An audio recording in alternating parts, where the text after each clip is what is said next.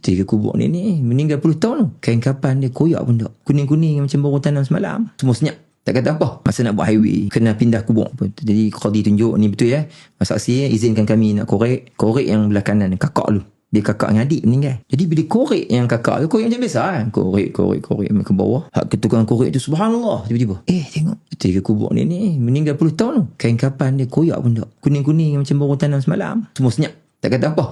Angkat macam orang tidur. Korek adik pula, yang arwah yang adik ni pula.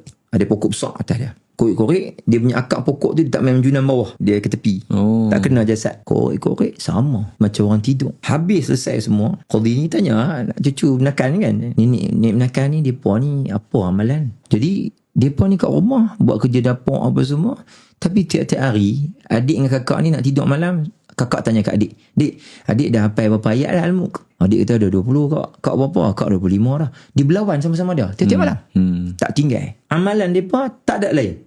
Bukan pergi masjid mengaji macam orang zaman. Tak.